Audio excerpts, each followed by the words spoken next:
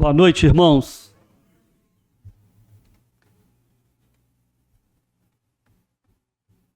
Nós temos pensado no texto para nós meditarmos nesta noite, que se encontra na carta do apóstolo Paulo aos Tessalonicenses, 1 Tessalonicenses capítulo 5, a partir do versículo 1.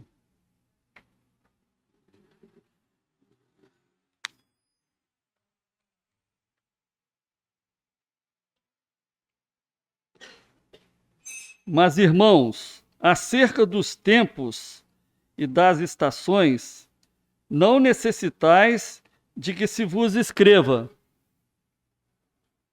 Obrigado. Porque vós mesmos sabeis muito bem que o dia do Senhor virá como o ladrão de noite. Pois que, quando disserem a paz e segurança, então lhes sobrevirá repentina destruição, como as dores de parto àquela que está grávida, e de modo nenhum escaparão. Mas vós, irmãos, já não estáis em trevas, para que aquele dia vos surpreenda como um ladrão. Porque todos vós sois filhos da luz e filhos do dia. Nós não somos da noite, nem das trevas. Não durmamos, pois, como os demais, mas vigiemos e sejamos sóbrios. Porque os que dormem, dormem de noite, e os que se embebedam, embebedam-se de noite.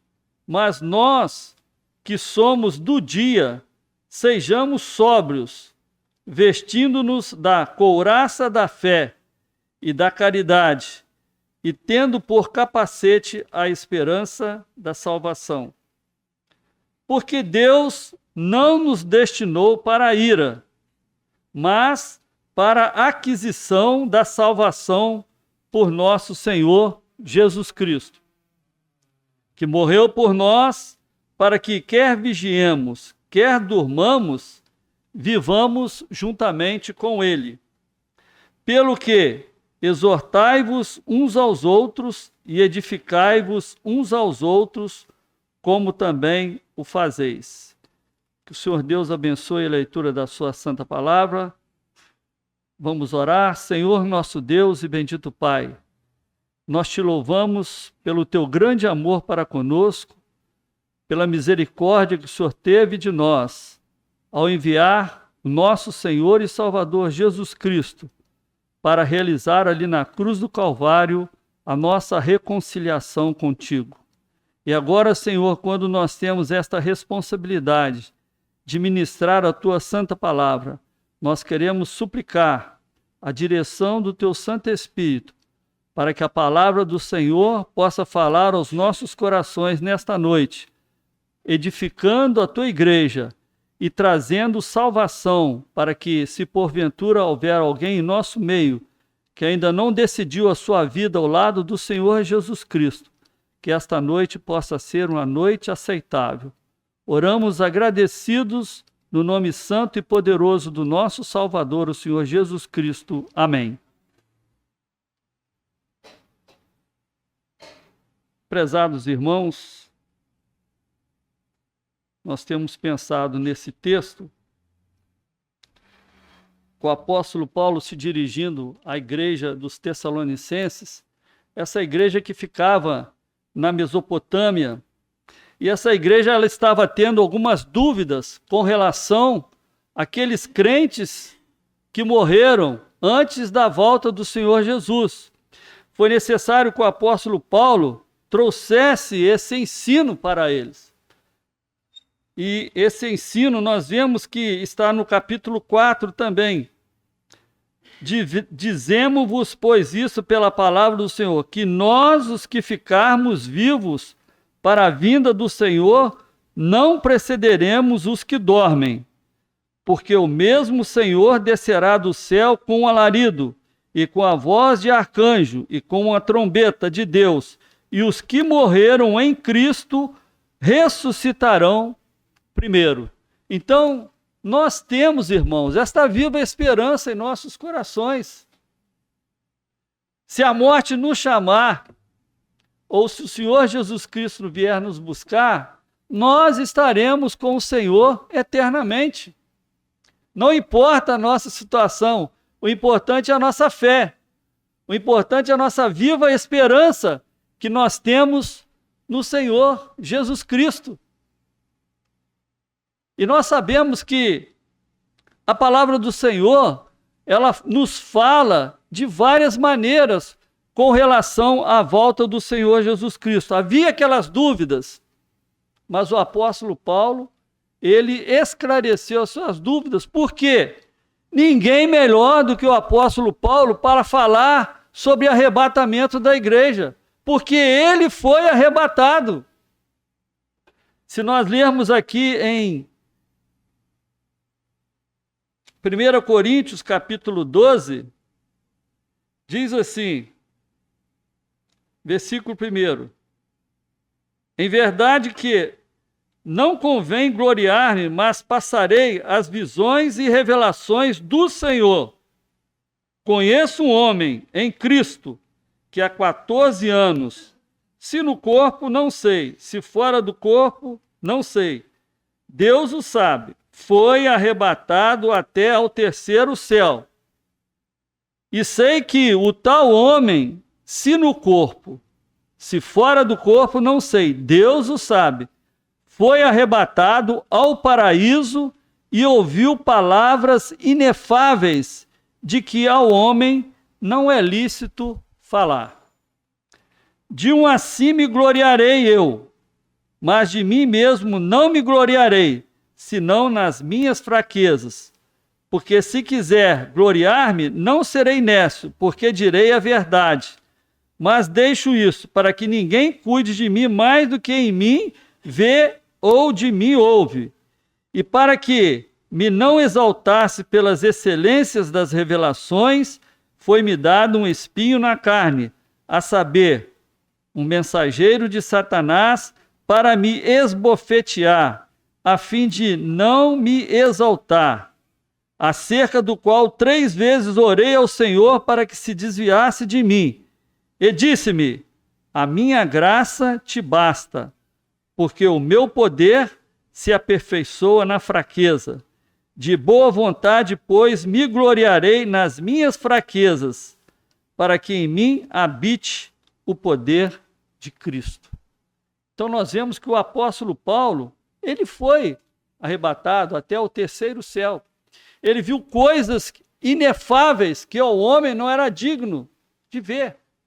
E o apóstolo Paulo, ele tinha essas experiências com o Senhor. Sabemos que o apóstolo Paulo, quando ele escreveu aqui também, em Coríntios,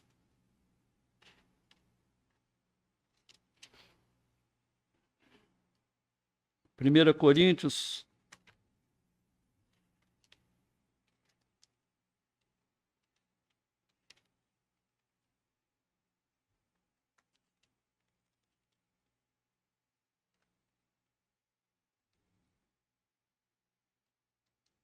capítulo 11, 1 Coríntios, capítulo 11. O apóstolo Paulo diz aqui no versículo 23, porque eu recebi do Senhor o que também vos ensinei, que o Senhor Jesus, na noite que foi traído, tomou o pão. O apóstolo Paulo, ele recebeu os ensinos diretamente do Senhor Jesus. Por isso que ele é apóstolo. Apóstolos são todos aqueles que receberam o ensino diretamente do Senhor Jesus Cristo. Foram os 12 apóstolos e depois ele foi como abortivo, como está escrito em 1 Coríntios capítulo 15. Mas ele aprendeu diretamente do Senhor Jesus. E esses ensinos ele trouxe, ficaram registrados na palavra de Deus para o nosso crescimento espiritual. Então nós vemos que ninguém melhor do que o apóstolo Paulo para falar sobre o arrebatamento.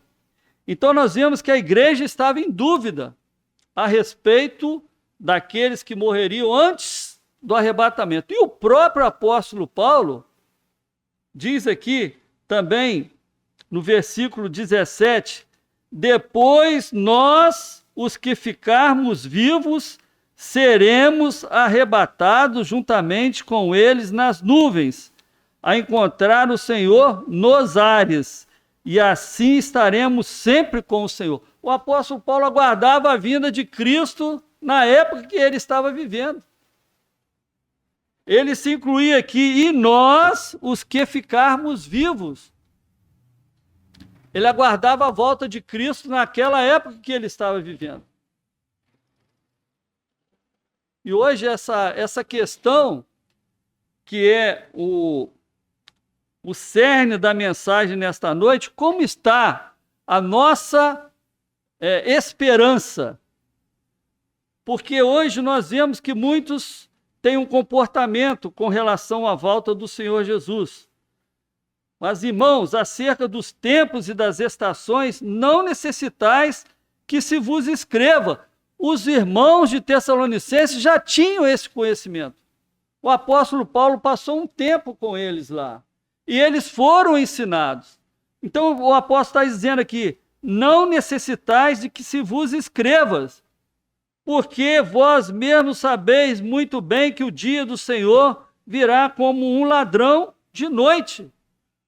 Nós sabemos que a volta do Senhor Jesus vai ocorrer no momento em que ninguém espera.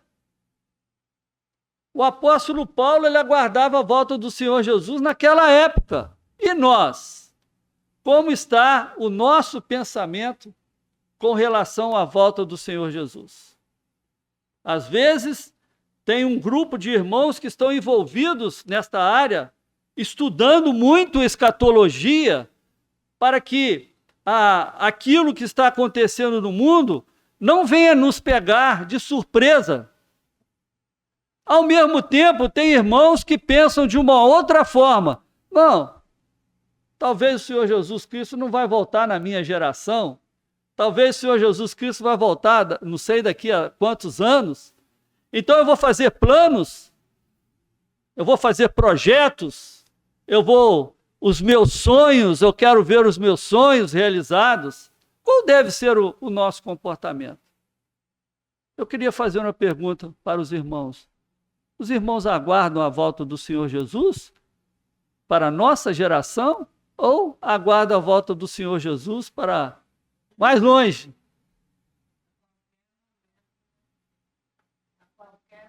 Então, o Senhor Jesus pode voltar a qualquer momento, né? Eu vi um irmão que disse que foi feita uma pergunta ao John Wesley, como era o comportamento dele a respeito da volta do Senhor Jesus. Ele falou que é todo dia eu acordo e aguardo a volta do Senhor Jesus. Isso deve ser, quando nós acordarmos a cada dia, será que vai ser hoje? Será que vai ser hoje? Nós temos que estar, irmãos, sempre pensando, nós não podemos ficar alienados das coisas que estão acontecendo neste mundo.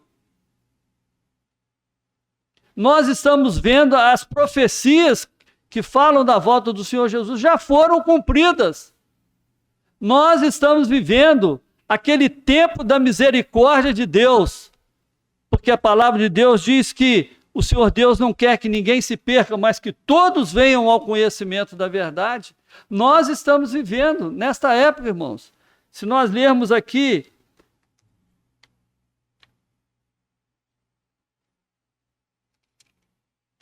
segunda Pedro, capítulo 3, diz o seguinte, versículo 8.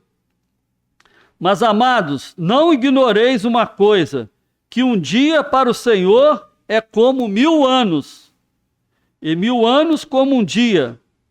O Senhor não retarda a sua promessa, ainda que alguns a tenham por tardia, mas é longânimo para convosco, não querendo que alguns se percam, senão que todos venham a arrepender-se.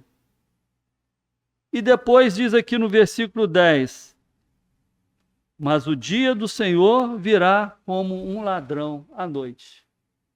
Nós sabemos que ninguém sabe quando um ladrão vai vir, né? Para assaltar uma residência ou para assaltar alguma loja. Ninguém sabe. Mas para a volta do Senhor Jesus Cristo, nós temos que ficar preparados, aguardando aquele dia glorioso. Quando o Senhor Jesus fala aqui em Mateus, como foi nos dias de Noé, assim será nos dias da vinda do Senhor Jesus. Casavam-se, davam-se casamento, até que Noé entrou na arca. Entrou na arca, a arca foi fechada. Pronto, acabou. E depois que ele entrou na arca, que a arca foi fechada por fora, não havia mais possibilidade de salvação. E assim vai ser na volta do Senhor Jesus.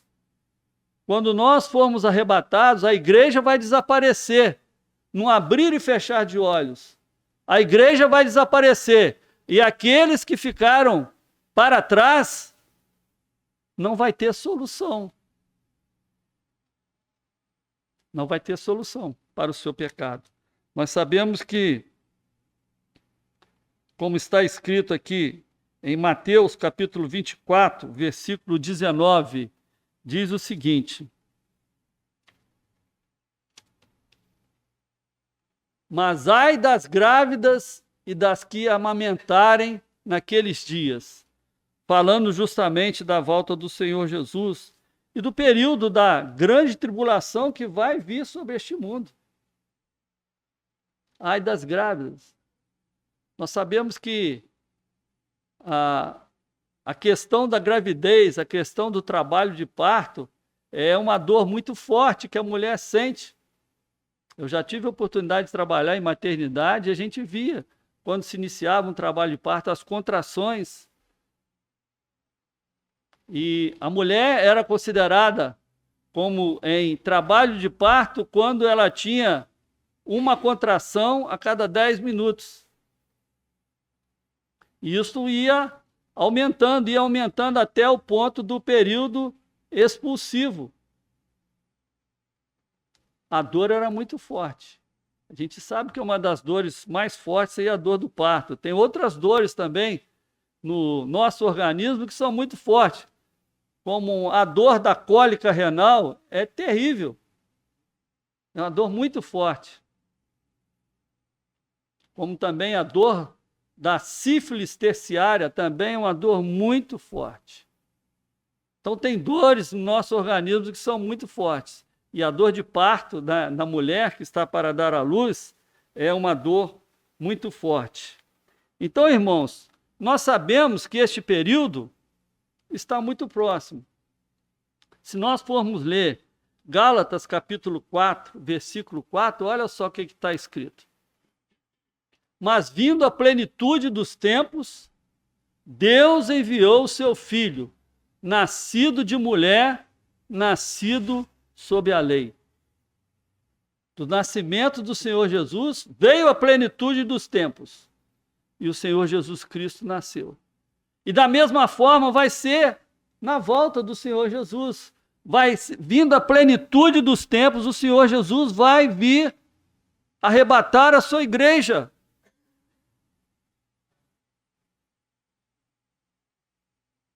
E nós sabemos que isso está muito próximo, irmãos. Se nós lermos aqui em Atos, capítulo 1,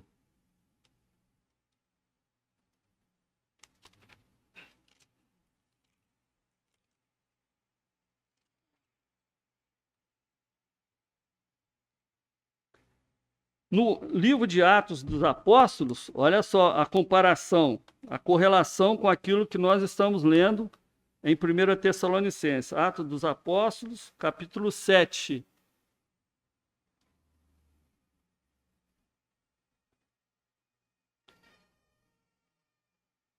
Não vos pertence saber os tempos ou as estações que o Pai estabeleceu pelo próprio poder.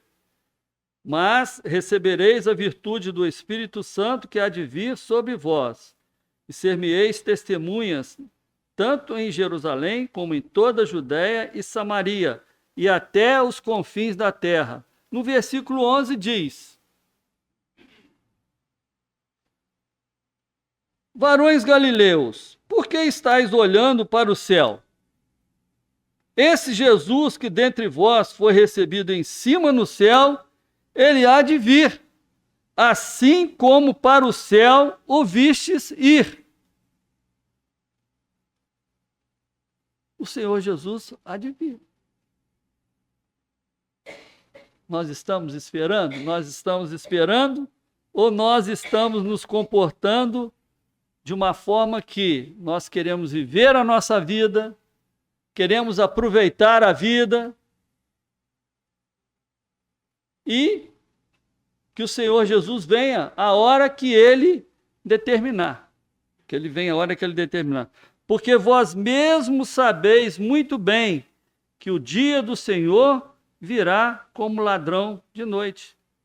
E nós não podemos dizer que o Senhor Jesus pode vir. Eu já vi alguém falando até o ano de 2030, que vai ser o ano onde a agenda da ONU vai ser colocada em prática. A gente vê que o movimento está sendo grande para que em 2030 essa agenda seja colocada em prática. Admitem-se que, nesse período, já estará o governo do anticristo. Eu já vi irmãos que estudam escatologia dizendo a esse respeito. Mas quem poderá dizer quando o Senhor Jesus vai voltar? Hein? O que a palavra de Deus diz? Hein? Nem o Senhor Jesus sabe o dia. Nem o Senhor Jesus, só o Pai que sabe. Nós não podemos dizer quando o Senhor Jesus Cristo vai voltar. Não nos pertence ficar querendo saber. Não nos pertence isso. Como o apóstolo Paulo disse aqui: mas, irmãos, acerca dos tempos e das estações, não necessitais que se vos escreva. O que o apóstolo Paulo estava querendo dizer aqui? Que a igreja não deve estar preocupada somente com isso. Qual é a preocupação principal da igreja? Pregar o evangelho. Porque senão, a igreja, não, nós vamos estar preocupados com a volta do Senhor Jesus e vai deixar o principal, é aquela grande comissão que o Senhor Jesus Cristo deixou. Ide, fazei discípulos. Nós temos que estar preocupados em pregar o evangelho, mas sempre com essa esperança gloriosa em nossos corações, esta viva esperança de que o Senhor Jesus Cristo vai voltar. Mas não podemos tirar da nossa vista a pregação do evangelho, que é importante. Pois que quando disserem a paz e segurança, então lhe sobrevirá repentina destruição, como as dores de parto, aquela que está grávida, de modo nenhum escaparão. Nós sabemos que o mundo caminha para um acordo de paz. O mundo caminha para um acordo de paz, porque quer fazer a paz para que o anticristo venha reinar num período de paz. Mas nós sabemos pela palavra de Deus que quando houver paz e segurança, então lhe sobrevirá repentina destruição, que vai ser o período da grande tribulação que o Senhor vai trazer sobre este mundo. Um período terrível, um castigo como nunca houve antes na terra, e nunca haverá um juízo como o juízo da grande tribulação, que na realidade é o juízo da dispensação da igreja, ou da dispensação da graça. Mas vós, irmãos, já não estáis em trevas, para que aquele dia vos surpreenda como um ladrão. Nós sabemos que quando nós estamos aguardando a volta do Senhor Jesus, nós temos esse sentimento no coração, isso para nós não vai ser surpresa. Vai ser surpresa para aquelas pessoas que estão em trevas, aquelas pessoas que ainda não aceitaram Jesus Cristo como seu Salvador. Vai ser uma surpresa muito grande quando eles virem o que está acontecendo no mundo. E quantas pessoas vão chorar naquele dia, sabendo que eu ouvi a pregação do Evangelho e eu não dei crédito à pregação do Evangelho. Eu não tomei uma decisão de aceitar Jesus Cristo como meu Salvador. Vai ser muito triste naquele dia. As pessoas que ficarem aqui neste mundo, vai ser muito triste. Deus vai trazer um juízo terrível sobre este mundo. Como nós já estamos falando, né? Porque todos vós sois filhos da luz e filhos do dia. Nós não somos da noite e nem das trevas. Não durmamos, pois, como os demais, mas vigiemos e sejamos sóbrios. O que diz a palavra de Deus em Mateus 25, versículo 5? A parábola das 10 virgens. E tardando o esposo, tosquenejaram todas e adormeceram. Mas o que existia? Tinha uma característica. Tinha 5 virgens que tinham o azeite, nas suas lâmpadas. E tinha 5 virgens que eram aquelas que não tinham azeite. Elas não estavam preparadas. Mas aí houve um clamor, houve um grito. Aí vem o noivo. E aquelas que tinham azeite, elas estavam preparadas para entrar nas bodas com o noivo. E aquelas que não tinham, não estavam preparadas, elas quiseram arrumar o azeite, pedir emprestado, mas não deu tempo. As 5 que estavam preparadas entraram para as bodas, e aquelas que não estavam, elas ficaram de fora. E vai ficar muita gente de fora, irmãos. Por isso que nós devemos estar preparados. Essa palavra é para que a igreja esteja vigilante. Nós temos que estar vigilantes, nos preparando. Porque os que dormem, dormem de noite, e os que se embebedam, embebedam-se de noite. Mas nós que somos do dia, sejamos sóbrios, vestindo-nos da couraça da fé e da caridade, e tendo por capacete a esperança da salvação. Está escrito isso aonde, hein? Vê para mim Efésios capítulo 6, versículo 14. Estais, pois, firmes, tendo cingidos os vossos lombos com a verdade e vestida a couraça da justiça. Versículo 17 agora. Tomai também o capacete da salvação e a espada do Espírito, que é a palavra de Deus. Então nós temos que estar preparados, irmãos. Nós não somos do dia, mas nós que somos dos dias, sejamos sóbrios, né? Nós temos que ter sobriedade, vestindo-nos da couraça da fé e da caridade, tendo por capacete a esperança da salvação. Porque Deus não nos destinou para a ira, mas para a aquisição da salvação por nosso Senhor Jesus Cristo. Então, irmãos, Deus não destinou os crentes para a ira. Isso aqui é a prova de que a igreja não vai passar pela grande tribulação. A ira vai ser o momento a ira de Deus que vai vir sobre este mundo. no juízo da dispensação da igreja. Deus não nos destinou para a ira, é a prova que nós não vamos passar pela grande tribulação, como a gente tem ouvido muitos pregadores falando que a igreja vai passar pela grande tribulação.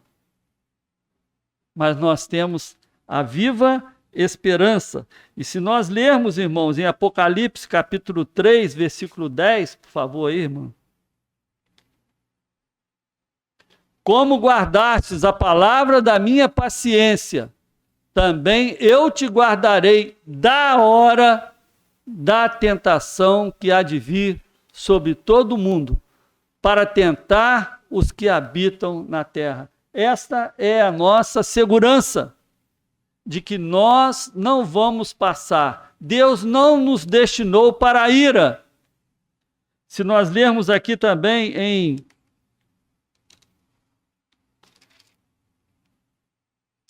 1 Tessalonicenses, capítulo 1, versículo 10. A esperar dos céus a seu Filho, a quem ressuscitou dos mortos, a saber, Jesus, o que está escrito? Que nos livra da ira futura. A nossa esperança, a nossa viva esperança está em Jesus Cristo. Nós aguardamos este dia glorioso em que o Senhor há de vir nos buscar. Que nós possamos estar preparados, irmãos. Que a igreja possa estar vigilante. Nós não podemos ficar alienados neste mundo, as coisas que estão acontecendo neste mundo. Porque nós vemos que existe uma preparação. O cenário está sendo montado para a manifestação do anticristo. Que nós possamos estar apercebidos, estarmos vigilantes e nós possamos colocar a nossa fé. E para encerrar, nós queríamos ver aqui também em Pedro.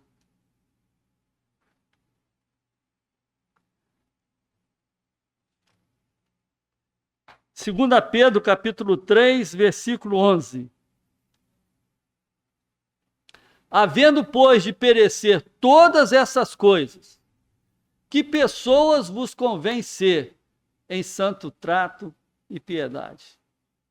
Como nós devemos ficar? Como deve ser o nosso comportamento? Nós devemos, como igreja, estar testemunhando do nome do Senhor, pregando o Evangelho, dando um bom testemunho, para que através do nosso testemunho nós possamos alcançar alguém ainda para Cristo. E o apelo nessa noite é para que, se você ainda não fez a sua decisão ao lado do Senhor Jesus, Deus está te dando uma oportunidade nessa noite, que você possa decidir sobre o destino da sua alma nesta noite. Deus está te dando essa oportunidade. Reconheça que você é um pecador e que o Senhor Jesus Cristo é o único caminho que pode nos levar à presença de Deus. É o único que pode perdoar os nossos pecados. É o único que pode nos dar uma salvação eterna na presença de Deus. Que Deus nos abençoe nesta noite, que o Senhor Deus possa abençoar a sua palavra e ela possa estar falando aos corações aqui nesta noite, em nome do Senhor Jesus. Amém.